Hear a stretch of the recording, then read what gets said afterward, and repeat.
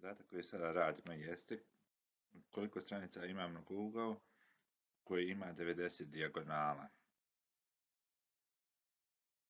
Znamo da je broj dijagonala mnogougla jednako n što množi n minus 3 kroz 2.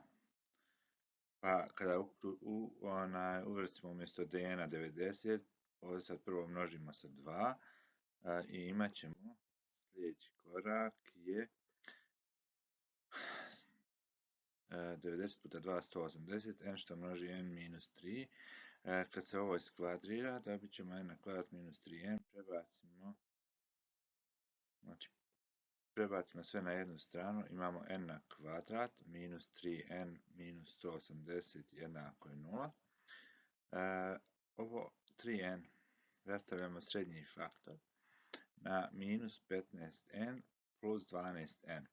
Zašto na ovaj način? Rješavanje kvadratne jednačine potpune radi se na taj način, znači ako ne znamo formulu kada se rješava, da prvo pomnožimo prvi, znači sa n na kvadrat ili na x na kvadrat i slobodan član.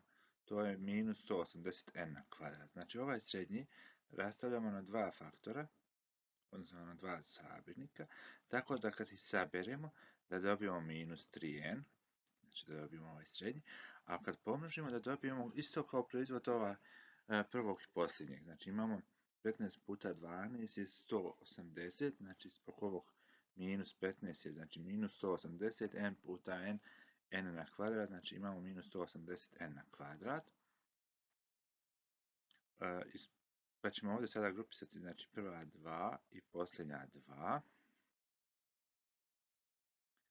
Iz prva 2 možemo izvući n, ostane n minus 15, a iz druga 2 12, ostane n minus 15. Znači zbog toga smo to izvlačili da dobijemo ove zagrade iste. Znači sada, kad izvučemo n minus 15, iz prvog će nam ostati n, a iz drugog plus 12. Znači, proizvod dva broja je 0 ako je jedan od njih jednako 0, znači uzimamo n minus 15 jednako 0. Dobit ćemo da je znači n minus 15 jednako 0 ili n plus 12 jednako 0. Prvo ćemo rješavati ono n minus 15, znači to ono je 15, a n plus 12 je minus 12. Ovo rješenje otpada, zato što ne može mnogougao imati minus 12 stranica, pa je